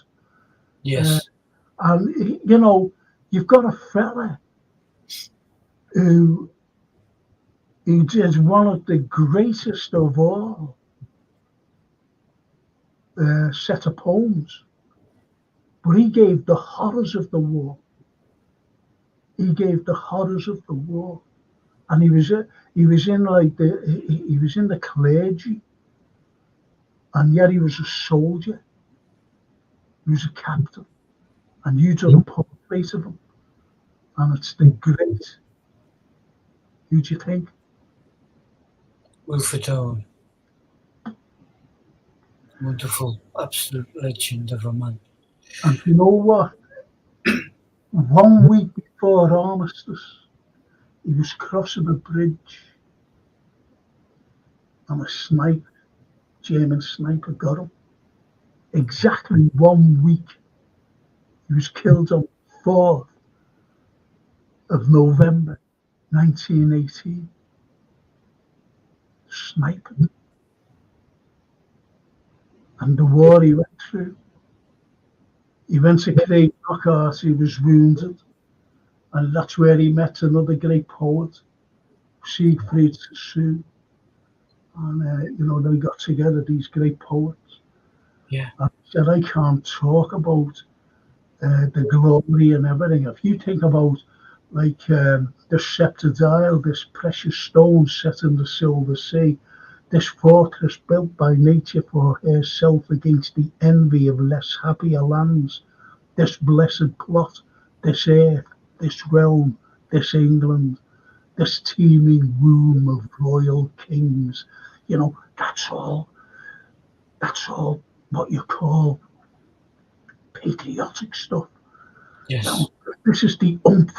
This is, get in there. What a poem. The Soldier by Rupert Brooke. If I should die, think only this of me, that there's some corner of a foreign field that is forever England. In that rich earth, a richer dust concealed, a dust New England bore, shaped, made aware, gave once her flowers to love her ways to roam, a body of English breathing England's air, washed by the rivers, blessed by the sons of home, and think this heart all evil shed away.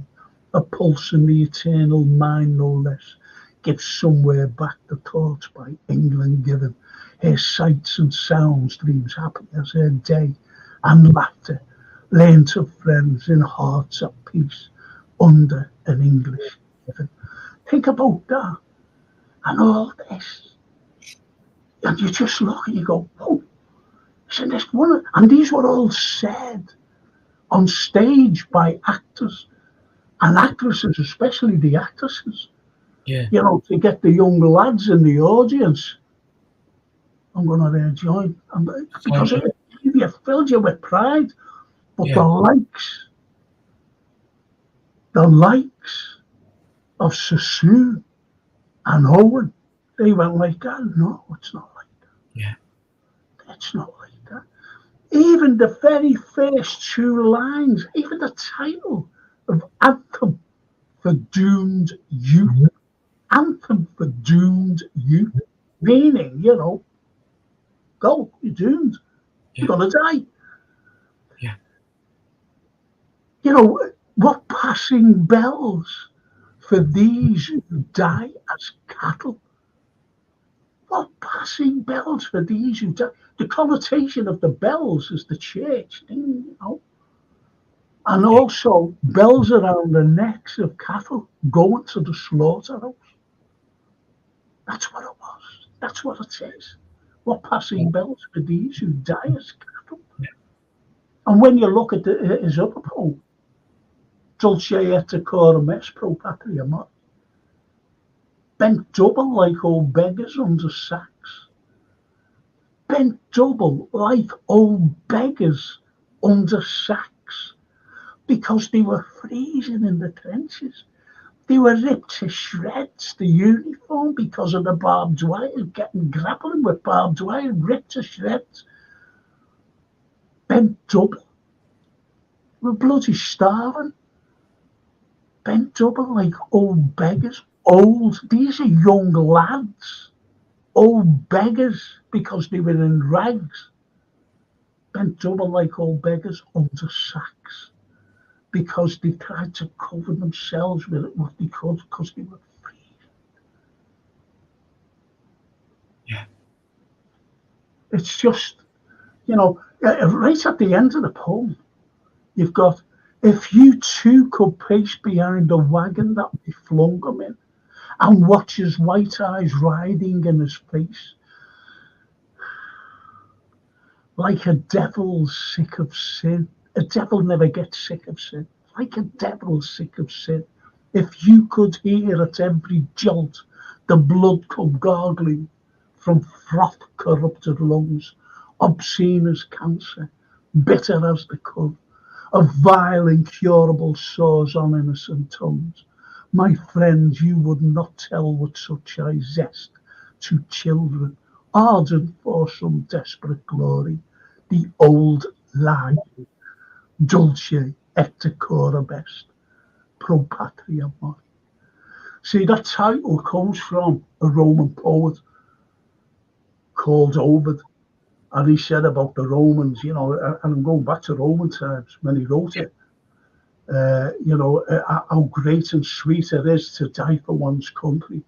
But the poem that he wrote, Dulce et decorum est, Wilfred Owen said it's not sweet. It's excruciating pain. It's horrible. Because that lad, he plunges at me, guttering, choking, drowning. It just gas. Yeah. Because as it says, gas, gas, quicks, boys. An ecstasy of fumbling, fitting the clumsy helmets just in time. But someone was yelling and floundering like a man in fire or lime. As under a thick green sea, he plunges at me, guttering, choking, drowning.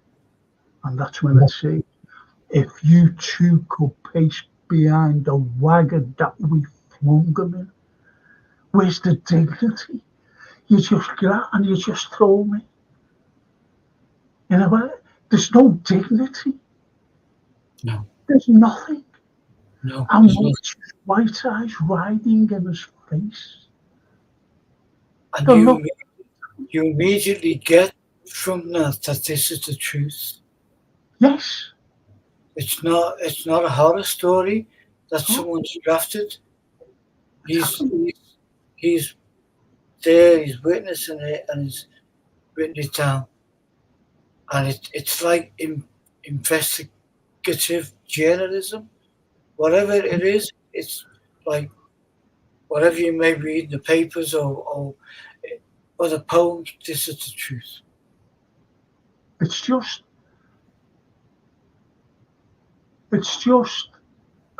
I can't even, I remember going over when they was doing the stained glass window in the library over there, where you, on your side. Yeah, Birkenhead Library. Yeah. And I gave a little talk there about it. And it was incredible. It was incredible that there were some people that never even heard of him. And he was just there to see what's this window all about. Yeah. And I was made up.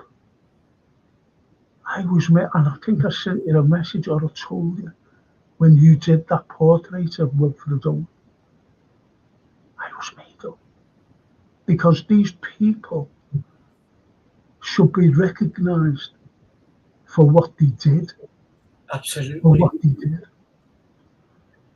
And to bring it to date, because it never, we're talking history, and obviously there's many years lapsed since Wilfred, but that's a history that we know and we talk, repeats itself constantly today. It's repeating itself. But at a point, about 6 months before I started work on that, my intention to do that was provoked by our nephew, who'd served 4 tours in Afghanistan. He was a fighting officer, and we spoke. And in part, he said that the thing that hurt the lads he was with, was that in our day-to-day papers, we in the papers are not professing the thanks and the respect that you are giving our soldiers now. That wasn't happening in our newspapers. Because the same people who own the newspapers own the guns, factories, and everything else. So ultimately, I had to do something. I wanted to do something. Lainey and I wanted to do something so much in honour of Steve and John, our nephew, and also every man and woman in the services. So Wilfred was the figurehead for that. Yeah, absolutely. It's like what Norman said. Yeah. His granddad, who was in Burma, he must have been under Chindit, Wingate's, the Chindits. He must have been one of them. Yeah. I gave a talk on the 70th anniversary of the May Blitz, and he was. This was in Church Street. He built a podium, and he has an area for dignitaries, MPs and entertainers, and they had all the veterans, and some of them were Wingate's Chindits. And I was so proud, to talk to these fellas. I gave the talk about the May Blitz and how we braced ourselves. With these bombs. Liverpool never gets mentioned. We were the most bombed city outside London. And Bootle, they were the most bombed town in the whole of the country. And it never gets mentioned. Yeah. It never gets mentioned. Yeah. And, it's like, as you said, that represented Wilfred Owen, all the lads who couldn't express their feelings. Yeah. Who couldn't express their feelings. And as I mentioned about Norman, there he is. Norman says, Anthony, my granddad's name was Wilfred Redman, who was in Burma. And, if you think about it, he was fighting the Japanese. And the Japanese would never give up, No. There was one lad, Japanese, and he lived on his own in the jungle. He didn't know the war was over. Yeah. 28 years. He didn't know because he never ever gave up. And as that's there was no need to drop. I don't care what anyone says. There was no need to drop 2 atom bombs. And what it was just to show the Russians, look what we've got. It's just all armaments is a power trip. Power is control. That's all it is. Horrific. We're all humans. Yes. Do you know what? There's I'll be finishing in a moment. There's a.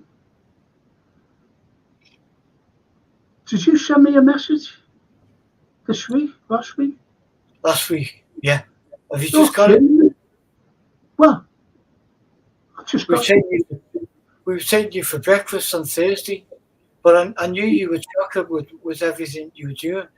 Jason just told me, but to be, when was this? When was you supposed to take me? Thursday. I was up at my clinic. You know, I had to go to the doctors. Oh, but you know, God blimey, I don't believe this.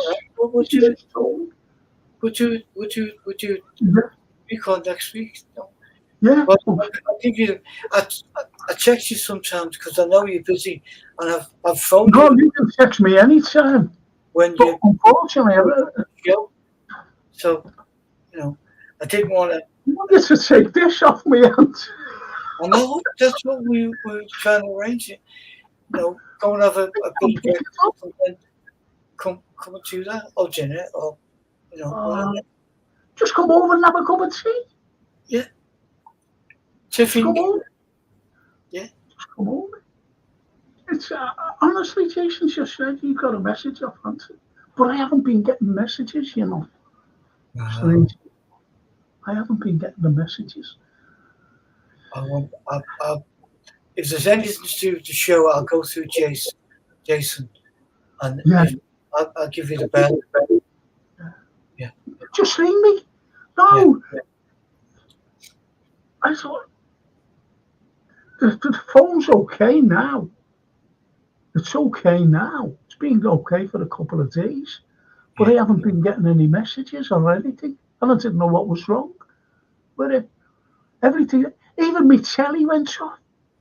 Oh. Even my telly went off. Not. I don't watch terrestrial television. I watch two things, and one is number 82, and it's all about old films and things, talking pictures. You know that. Watching the old films on that. Yeah. For the show and that, you know. Yeah. And it's good. I love it. I love it. Yeah. But that's the only thing I watch on terrestrial. And so all the internet and everything went off for some reason. So I couldn't get just ridiculous. The aliens. No, when you start messing with all that stuff, yeah. Absolutely, yeah. Let's see, just go through these a moment. Well, Peace says Japanese were ruthless. There was a Japanese soldier in the early 70s, I think, was still hiding. That's what I was talking about. Well, I believe the people who told him the war had been over for years, and he didn't believe them. And he said, until, you know, I think it was a representative from the government or, you know, some embassy went and they sought him out. They said it's over.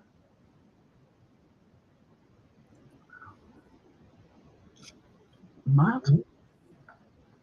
And Ian Mack, brilliant show tonight, Frank and Natalie. Some great stories to reflect on. Thank you, Ian. And have you got your TV hung up yet, Frank? Yeah, it's hanging up. I'll tell you what you could do, though, when you go. I'm going to send you, as I said, I've got your email, and I'm going to send you the reply later on tonight with my address. George is on tomorrow night with the, the podcast. I think he is anyway. We've got a Liverpool podcast tomorrow night, football. And he'll bring it to me. There's no problem with that. But unfortunately, I can't go out yet. Under strict orders. I can't go out. And but I want you to do something for me, you know, because it's on a little slant. So, you know, just lift it up and just put something under it so it'll be straight. That'll be wonderful if you do that. Thank you, Norman. And here, Matt, just been looking at pictures of the old Majestic Picture House, which we used to be on the site of the old Royal Hospital, Dalby Street. Looked a lovely cinema. outside and inside, demolished. And I used to bunk in there. I bunked in, and it was one of the worst films I've ever seen in my life. And it comes on now and again, and it's Richard Burton and Elizabeth Taylor, Who's Afraid of Virginia Woolf. I said, watch that. And that's resonated with me for years. Whatever comes on the telly, I won't watch it because it was in black and white as well. That's what you get for bunking in. Well, I get for bunking in, yeah. And Norman says, I watched a Western with Henry Fonda and Anthony Quinn on Saturday. Warlock, really enjoyed it. Oh, Warlock, good film actually. The Will P says, I made up, you found my little channel. It's been great finding your history channel, Frank Carlyle. Thank you, Will. Thank you. See, we're on a cracking little channel. You want to see the place? God, blimey.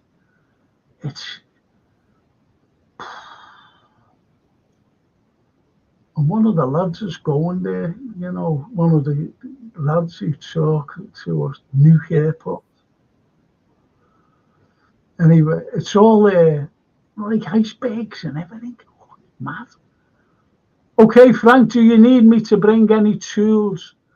No, no, not really. It's just that I want to see, how can I put this? Say like that's straight, right?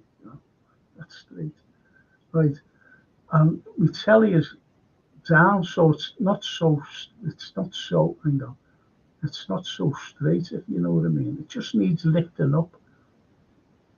Like on the back, just needs lifting up and something put on underneath it so that it'll be level. That's all. That's all. Norman. Everything else is there, there's no need to, like, it's hanging on the wall. I didn't like to say, listen, that's a bit, because when you're looking at something and, anything's not right, it draws your attention to it all the time. Doesn't it, Anthony? Must be like, you're an artist, you're an international artist. You must look and go, that needs whatever you do, I've spent months and months looking at something thinking, that's not right. Exactly. I've sat in front of it, drank pots of tea, looking at it, stared. I've asked everyone I know, what's odd about that? And it looks fine to me. And then at a point, you click on it, find it. When do you correct it? Once it's perfect.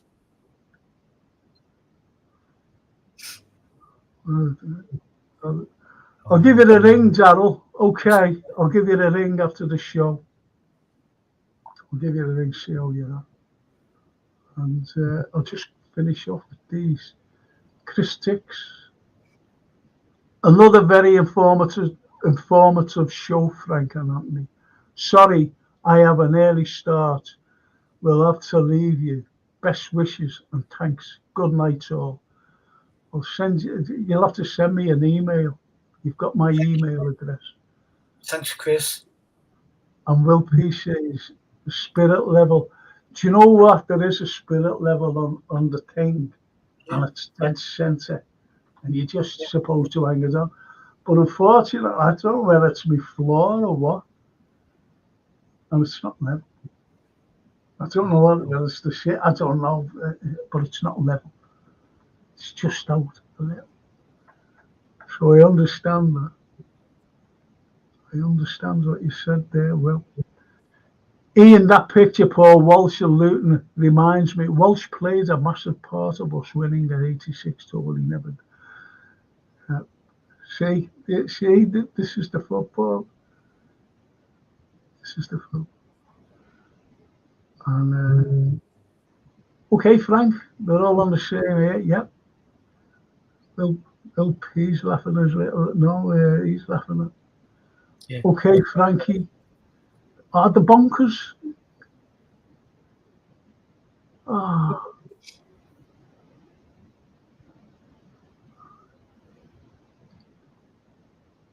Hope you're well, Darrell, says Norman. Oh, you know, he replies to him, and oh dear, sounds a bigger job. Needs a level, Frank. Yeah, level Frank's floor. That'll be an idea. Anthony. Thank Yes, you. Frank. Your dear friend. Thank you. It's been a blast tonight, hasn't it? It's been great. I love to learn, Frank. I know you know, and I love the fact that we start talking about that, and we go there and there and there and come back to that. I love it. On a tangent. Yeah. Yeah. I always do. You remember Spencer Lee? Yeah. Remember Spencer. Yeah. And I was given a talk at the concert room, St. George's Hall, right? And he brought his wife down because the following week or the following couple of weeks after me, he was given a talk there. Yeah. So he said to his wife, we'll go down and we'll see how the acoustics are, because I was the first person to give a talk there, which I'm very proud of. Wow. So anyway, there's me on stage giving this talk. And his wife turns around, so I'm right through, you know, halfway through. And she went, he goes off on a tangent. And he said, don't worry. He says, he's like the spider's web. He pulls everything together at the end. And she didn't believe him. She went, oh, yeah. Anyway, I did, you know, at the end. You know, you've heard me speak. And she went like that. He did. He did bring it all together, didn't he? So, you know, it's compliments like that, unbeknown to me. And Spencer told me that. Yeah. Spencer himself told me that. Yeah. It was just nice, you know, to think. I'm up at the, tell you where you can come if you want. I think it's on the 8th. I'm up at, do you know the Liner Hotel, Lime Street Station? Oh yeah, yes, it's the back of the Adelphi, really, isn't it? Yeah. Yeah. Yeah. Well, I'm giving a little talk there on the 8th, but it's in the morning. It's a lunch talk, you know, 11 o'clock I'm on. If you want to come up with me. Are they going to pick you up, or do you want us to get you? Or? Yeah, no, come and pick me up. Come in and just, you know, then when I get the talk, we can. Yeah, there's an idea. On the 8th, pick me up. We'll go up, bring me back, come up and have a cup of tea, and I can finally get rid of this. You can pick that up. I mean, it's the heaviest book I've ever known in my life. I'm so looking forward to that. Yeah. Oh, so okay. How about that? The 8th. That's fab. Yeah. I'll just I'll check with Lady because she knows. No, of course. And then I'll give you the ring. Yes, please ring me up. Please ring me up and let me know. Okay. Yeah. So these Paul Cheney. Good night, Frank and Anthony. See you tomorrow, Frank, for the Red podcast. Yes, Paul. Yes. Good night, Paul. Thank you. And Norman says, learned so much tonight, these two gents. Isn't that lovely? How lovely. That is lovely. Thanks, Norman. Norman, get down to the Adelphi. Some of these doors are hanging up. Isn't that fantastic? Isn't that? Look at that. We'll pay two great gents. Isn't that lovely? That's lovely. Well. And the Will P says, little bit of night reading at Anthony. Yes. Get onto his website. It's absolutely amazing. And all these wonderful pictures, portraits, that he's painted. Even one of me. One of me. I can show you mine. Actually. Like your buttons. It's a little picture of this.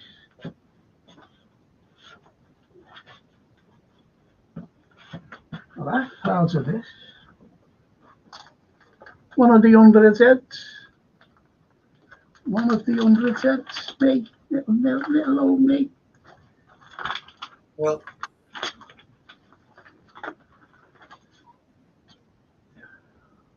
There I am. That's what Anthony done. Beautiful. Oh, mate, look. It's funny how different colours hair before I dyed it, blonde. Me too. But You know the original's yours, Frank, don't you? You just got to get no one to put another wall in your apartment and put it on there. Imagine that. Another 4 walls. And you know what? I couldn't get to. Remember there when you were asking me for memorabilia? I it was lost in transition. That someone had it, and I couldn't get it off them. Do you know what? Do you know what? If we look at that, if we studied your portrait, the information that's gone in your portrait are the passions of your shows. I know the castle's in it, so we've got that. Yeah. It's good though. Norman says, "Put my school teachers to shame. It's the way you tell a story. History was never ever boring, but my teachers were." Thank you. That's a high compliment, and I totally agree. Do you know what? Yeah. Will Payne dyed blonde. We're the blonde boys, you see. Blondes are more fun. They're the 2 blonde boys. I used to be in a quiz team at Gerard, and they were called the blonde boys. I was one of them. Wow. The blonde boys. That was the name. They all had hair like me. Yeah. I started going when I was 18. Can you stop talking about hair? I have not.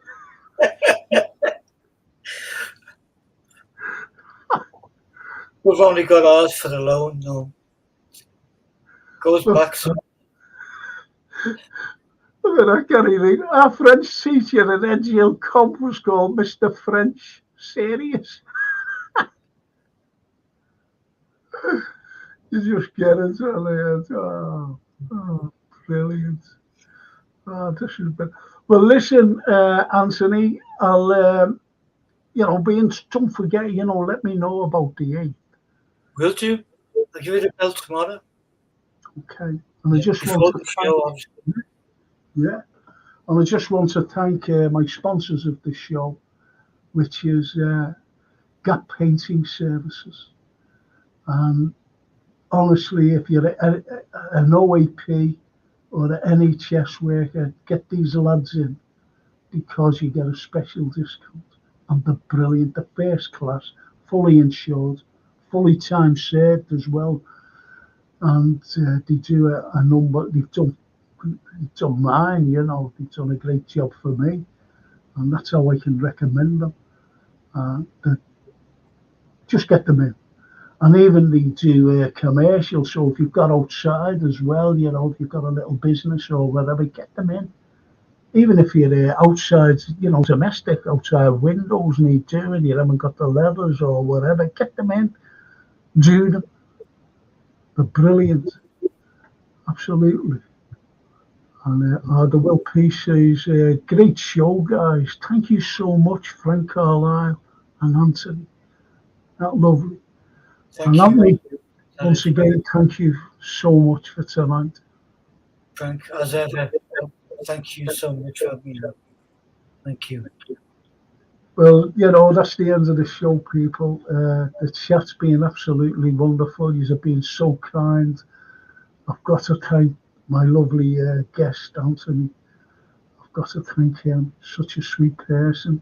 Also, I've got to thank Jason Pennington, who produces the show, gets all these mad pictures up and things.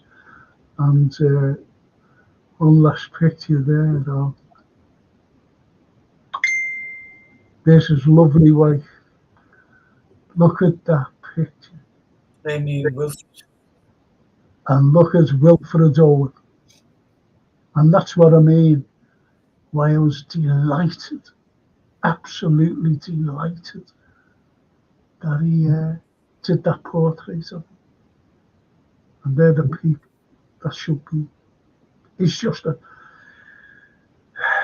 I'm talking about Anthony, he's such a brilliant mind, and he's very passionate about people. And that's why he did 100 Liverpool heads thinking as one. From every walk of life, from every profession, from surgeons to doctors to scientists to everyone, including the likes of me. He was nothing compared to them people. Great historian. I just want to say a big thank you, and I'll see you all tomorrow night. See you all tomorrow night, you wonderful people. Thank you so much, Anthony. Thank you, Frank. Good night. So give me love to the lovely Lainey as well. And next Monday, we'll have something special again, eh? Definitely.